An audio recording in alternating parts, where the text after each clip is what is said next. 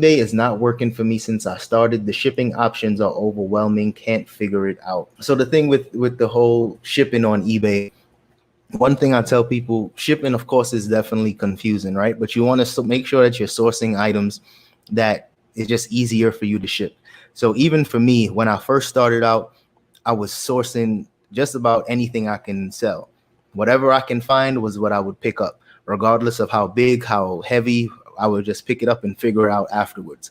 Now I'm really trying to only source items that I know for a fact that I can either ship via pirate ship, and if it's a heavier item, even if it's going to the East Coast, just based on the size, as long as it's under about 21 inches, it should only cost me like $12 at most. At most, if it's super heavy and it's like 21 inches. Usually shipping stuff with pirate ship is just about $9.50 or less. So a good tip that I have for you is to, one, get familiar with pirate ship, because it will make the shipping options a little cheaper for you. But two, only source items that would either go first class or in a flat rate padded envelope, or just one of those paper flat rate envelopes. That way you won't have to put too much thought into into all the different shipping options. As long as you have a scale and as long as you have a printer, you'll be good to go in terms of shipping stuff out on eBay, and it'll just save you a lot of time.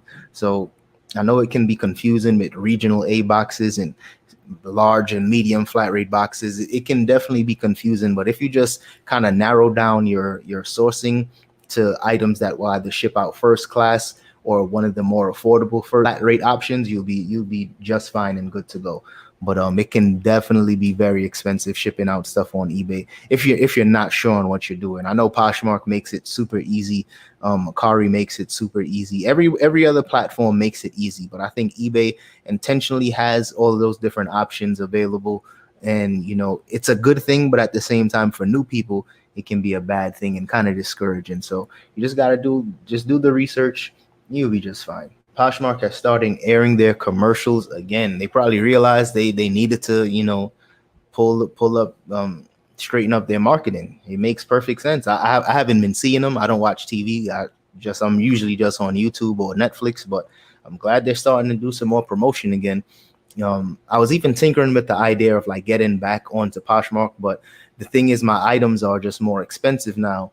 And I was doing really well on Poshmark when my items were like that $20 to $30 price point. Anything that I had around that price range sold really well. Now, I guess like my average sale price is maybe, if I had to guess, I'm not like looking in front of the computer, it would probably be like around 70 to 80 bucks now with some of the shoes I've been selling.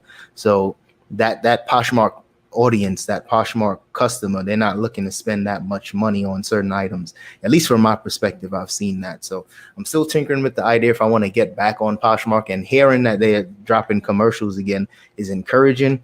But that 20% fee and the sharing aspect is two major deterrents. I don't have the time to share as much as I used to.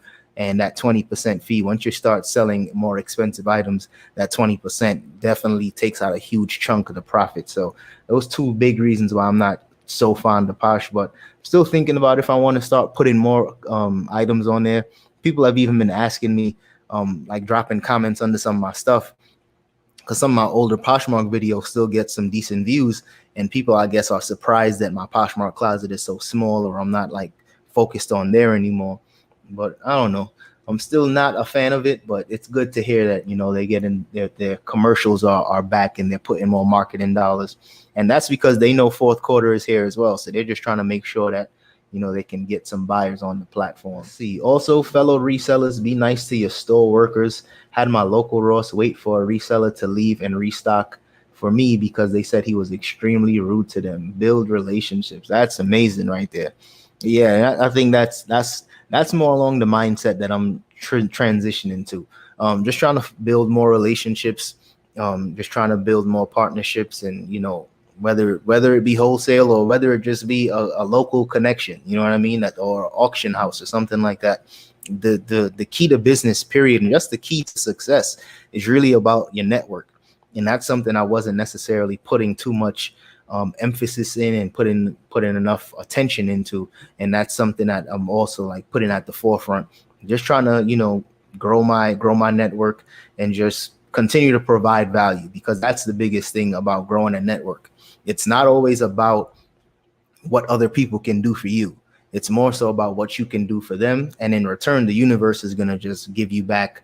You just like karma, you put positive energy out, you help somebody out, later on in the future, or it might be 10, 30 years from now, but positive energy always does come back. So that's the super important thing about just building a network that some people, don't necessarily understand, or they think that, they build a network and they'll just have a bunch of people that can help them. It's more so about you putting yourself out there so you can help others. And, in return, hopefully somebody can, have some opportunities to help you as well. But it's all about just providing value, how you can help other people. That's the super important part about building a relationship. You get more bees with honey than vinegar. Absolutely. That's what I mean in the sense of, networking, building relationships. You got to continuously provide value and positive energy, and you get what you want. It might not come when you want it. Do you find clothing and shoes in the discount stores to be off, run small? Also, ever source from Gabe's, is that a chain in area?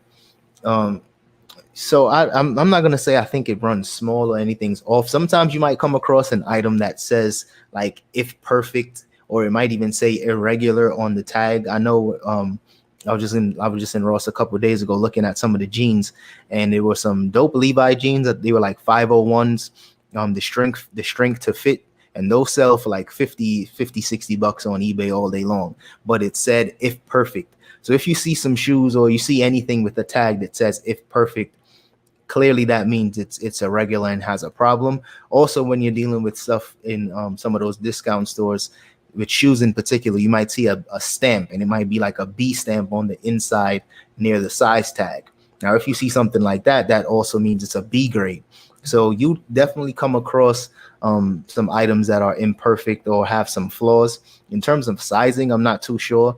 I usually only pick up like Nike stuff, or if I come across something really dope, a random brand in one of those places like Ross or Burlington, I'll pick it up. But I don't do too much clothing anymore. I'm definitely picking up coats and jackets right now because, of course, those are selling. But I'm not doing as much clothing as I used to. So.